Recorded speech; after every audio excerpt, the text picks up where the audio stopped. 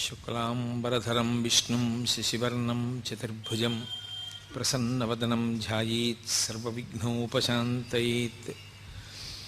గురుర్బ్రహ్మా గురుర్విష్ణుః గురుర్దేవో మహేశ్వరః గురుః సాక్షాత్ పరబ్రహ్మ తస్మై శ్రీగురవై నమః. వ్యాసాయ విష్ణురూపాయ వ్యాసరూపాయ విష్ణవే నమో వై బ్రహ్మనిధయే వాసిష్ఠాయ నమో నమః. కూజంతం రామ రామీతి మధురం మధురాక్షరం ఆరుహ్య కవితాశాఖాం వందే వాల్మీకికోకిలం. శృతిస్మృతిపురాణానాం ఆలయం కరుణాలయం నమామి భగవత్పాదశంకరం లోకశంకరం. వాగర్ధావివ సంపృక్తౌ వాగర్ధప్రతిపత్తయే జగతః పితరౌ వందే పార్వతీపరమేశ్వరౌ. సూక్తిం సమగ్రయతున స్వయమైవ లక్ష్మీః శ్రీరంగరాజమహిషీ మధురైః కటాక్షైః. వైదగ్ధ్యవర్ణగుణగుంభనగౌరవైర్యాం కండూలకర్ణకుహరాः కవయోధయంతి. హైమోర్ధ్వపుండ్రవజహన్మకుటం సునాసం మందస్మితం మకరకుండలచారుగండం. బింబాధరం బహుళదీర్ఘకృపాకటాక్షం శ్రీవేంకటేశముఖమాత్మని సన్నిధత్తాం. విమలపటి కమలకుటి పుస్తకరుద్రాక్షసస్తహస్తపుటి కామాక్షి పక్ష్మలాక్షి కలిత విపంచి విభాసి వైరించి. మనోజవం మరుతతుల్యవేగం జితేంద్రియం బుద్ధిమతాం వరిష్టం. వాతాత్మజం వనరయూధముఖ్యం శ్రీరామదూతం శిరసా నమామి. ఆపదామపహర్తారం దాతారం సర్వసంపదాం లోకాభిరామం శ్రీరామం భూయో భూయో నమామ్యహం. హరి ఓం. పరమేశ్వర స్వరూపైన సభకి నమస్కారం.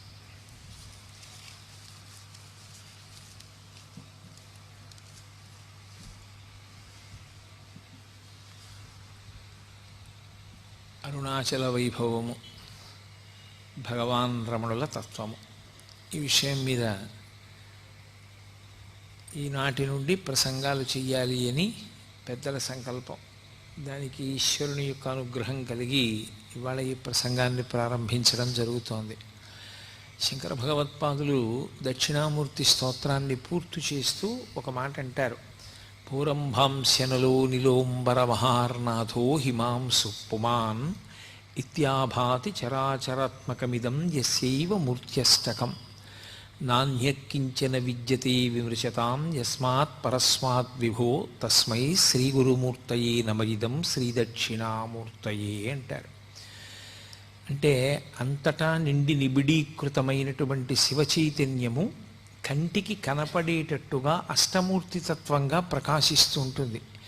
8 రూపాలతో పరమశివుడు ప్రకాశిస్తూ ఉంటాడు. ఆ 8 రూపాలతో శివుణ్ణి మనం చూడగలం. ఆ 8 తప్ప 9వది నిజానికి ప్రపంచంలో లేదు. ఇంకా ఆ 8 శివుడై ఉంటాడు. అందుకే ఆయన యొక్క తత్వమంతా 8 అంకె మీదే నడుస్తూ ఉంటుంది. అష్టమూర్తి తత్వము అని శివ పూజయందు కూడా శర్వ భవ ఉగ్ర రుద్ర భీమ పశుపతి మహాదేవ ఈశానములనేటటువంటి పేర్లతో పూజ చేస్తే ఆయన పూజ పూర్తయిపోయినట్టే. అటువంటి 8 రూపములుగా ఆ పరమశివుడు మన మాంసనేత్రమునకు కనపడేటట్టుగా ఉంటాడు అని. అందులో మొట్టమొదటిది ఈ పృథివీ, ఈ భూమి అంతా కలిపి శివస్వరూపం. అది మాంసనేత్రమునకు దొరుకుతుంది, కనపడుతుంది పృథివీ. అలాగే పంచభూతములలో ఆపస్ తేజో వాయు ఆకాశములు, ఈ 5 కాక సూర్యచంద్రులు జీవుడు, ఈ 8 కలిపి శివస్వరూపాలు. అందుకే ఇవి శివస్వరూపములు అని నిర్ధారణ చేయడం కోసమే ఈ 8 లింగస్వరూపములై ఉంటాయి. కంచిలో పృథివీలింగం, జంబుకేశ్వరంలో జలలింగం, అరుణాచలంలో అగ్నిలింగం, చిదంబరంలో ఆకాశలింగం, శ్రీకాళహస్తిలో వాయులింగం, కోణార్కలో సూర్యలింగం, సీతాకుండంలో చంద్రలింగం, ఖాట్మండులో యజమానలింగం. యజమానలింగం అంటే నేను అనుకునేటటువంటి యజమాని యొక్క స్వరూపం. ఈ 8 కూడా శివస్వరూపములే. అందుకే ఈ 8 పేర్లతో 8 శివలింగములు ఆవిర్భవించాయి. ఇందులో పంచభూతలింగములు అని పృథివీ ఆపస్తేజో వాయు ఆకాశములు ఈ ఐదే బ్రహ్మాండము తయారు చేయబడడానికి ప్రధానమైన ఉపకరణములై అవే పిండాండమునందు కూడా ఉంటాయి. బ్రహ్మాండ పిండాండములు ఉండేటటువంటివి ఈ ఐదే, పృథివీ ఆపస్తేజో వాయురు ఆకాశములే. ఇందులో మళ్ళీ నేను మీతో మనవి చేసినట్టుగా కంచిలోది పృథివీలింగం తెలుస్తుంది. ఎందుకనంటే మీరు కాంచీపురం వెళ్ళి చూస్తే ఏకాంబరీశ్వరుడని పేరు కలిగినటువంటి పృథ్వీలింగానికి నీళ్లతో అభిషేకం లేదు. ఎందుకంటే నీటితో అభిషేకం చేస్తే కరిగిపోతుంది ఆ లింగం. అందుకని నీటితో అభిషేకం చెయ్యరు, ఒక్క మల్లె నూనెతో మాత్రమే దానికి అభిషేకం. కాబట్టి కంచిలో పృథివీలింగం తెలుస్తుంది. జంబుకేశ్వరంలో జలలింగం తెలుస్తుంది. శ్రీరంగం వెళ్ళిన వాళ్ళు ఆ పక్కనే తిరువాణక్కోయిల్ అంటారు వాళ్ళు. ఆ తిరువాణక్కోయిల్ వెడితే ఆ పరమేశ్వరుని యొక్క శివలింగం దగ్గర ఎప్పుడూ నీరు ఊరుతూ ఉంటుంది. అది ఎవరి మీద ప్రోక్షించరు, ఆ నీళ్లు తీసి పోసేస్తూ ఉంటారు పక్కన.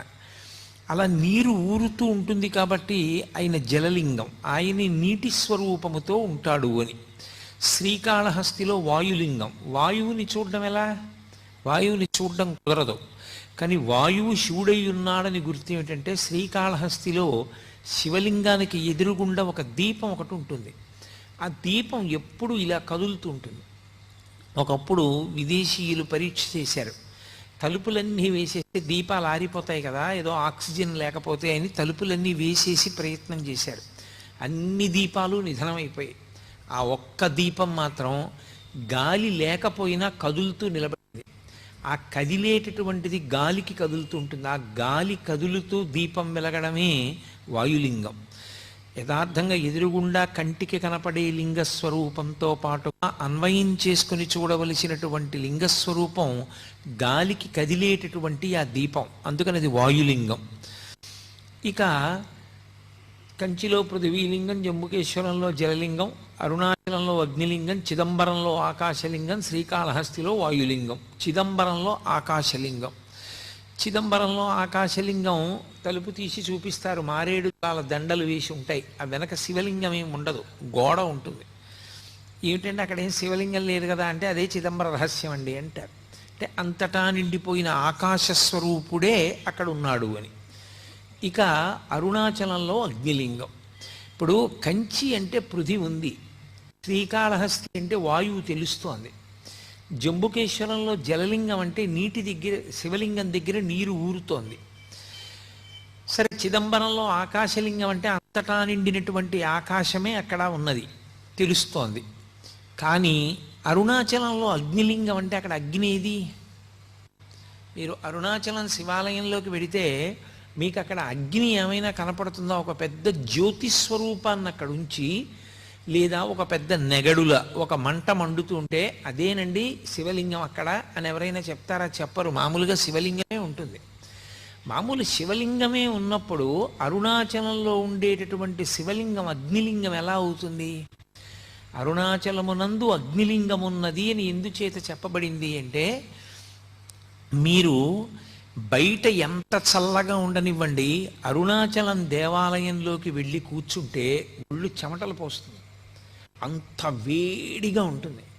ఆ వేడి నిజంగా అగ్నిహోత్ర స్వరూపంతో ఉంటే మనం తట్టుకోలేమని ఆ వేడి రూపంలో ప్రకాశిస్తూ ఉంటాడు ఆయన. కాదు కాదు, అసలు యథార్థం ఏమంటే అది జ్ఞానాగ్ని. ఆ జ్ఞానాగ్ని ఎవరికి కలుగుతుందో వాళ్ళ కర్మలు దగ్ధమవుతాయి. జ్ఞానాగ్ని దగ్ధ కర్మాణం అంటాడు భగవద్గీతలో గీతాచార్యుడు. ఆ జ్ఞానాగ్ని వలన మళ్ళీ పుట్టవలసినటువంటి అవసరం లేకుండా పాపములన్నీ కూడా కాలిపోతాయి సంచితముతో కలిపి. అంత గొప్ప జ్ఞానస్వరూపమే రాశీభూతమై లింగస్వరూపాన్ని దాల్చింది. అందుకే దాన్ని జ్ఞానస్వరూపమైనటువంటి అగ్నిలింగం. అందుకే అరుణాచలంలో ఉండేటటువంటి శివలింగము భౌతికమైనటువంటి అగ్నికి ప్రతీక, జ్ఞానాగ్నికి ప్రతీక. ఆ శివలింగం ఎలా వచ్చింది అని అడిగారు.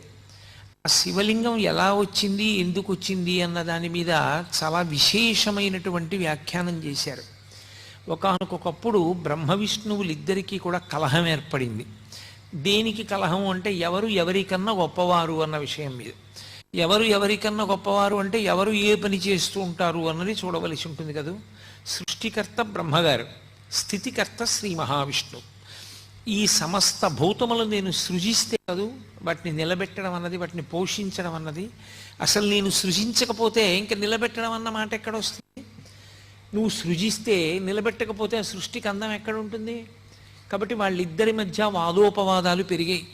అయితే ఇక్కడ ఒక అనుమానం వస్తుంది. 4 వేదములను 4 ముఖములతో చెప్పగలిగిన వాడు సరస్వతీదేవి యొక్క భర్త, ఇంతటి సృష్టికర్త, లోకానికి పితామహుడు, మహానుభావుడైనటువంటి బ్రహ్మగారికి ఇలాంటి అజ్ఞానం పట్టుకుని లోకాలన్నింటినీ దక్షతతో నిర్వహించగలిగినటువంటి వాడు, స్థితికారుడు, ఎందరో రాక్షసులను దునుమాడినవాడు, దశావతారములను స్వీకరించగలిగినవాడు, అటువంటి శ్రీ మహావిష్ణువు ఇటువంటి అజ్ఞానానికి వశుడై వాళ్ళు కూడా అహంకారంతో అలా కలహించుకుంటే ఇంకా వారు ఒక్కొక్కసారి అలా బుద్ధి పతనమవుతుంది అని అనవలసి వస్తే అంతటి పూజనీయమైన స్థానములను ఎలా అలంకరిస్తారనేటటువంటి ప్రశ్న ఒకటి ఉత్పన్నమవుతుంది. కానీ మీరు ఒక్క విషయాన్ని బాగా గమనించవలసి ఉంటుంది. మాయా అని ఒక మాట ఉంటుంది. ఆ మాయకి అందరూ వశులవుతారు. శివమాయా మోహితులైన నాడు బ్రహ్మగారు విష్ణువు కూడా శివమాయకు వశులైతే వారి యొక్క బుద్ధి ఎందు కూడా ఒక మేఘం కమ్మినట్టుగా కమ్ముతుంది. అంతేకాని అది శాశ్వతమైనటువంటి వైక్లభ్యము కాదు. ఆ శివమాయా మోహితులయ్యారు వాళ్ళు. ఆ శివమాయా మోహితులయ్యారన్న మాటని శివమహాపురాణంలో వ్యాసుడు ఎన్ని మార్లో ప్రయోగిస్తాడు. కాబట్టి వారి మధ్య అహంకార భేదం వచ్చింది, కలహం ఉత్పన్నమైంది, ఇద్దరూ దెబ్బలాడుకుంటున్నారు. ఇప్పుడు అసలు వాళ్ళు ఏ మాయ చేత అలా అయిపోయారో ఆ మాయాస్వరూపము వాళ్ళకి ద్యోతకము కావాలని పరమశివుడు ఒక పెద్ద జ్యోతి స్తంభంగా వెలిశాడు వాళ్ళ మధ్యలో.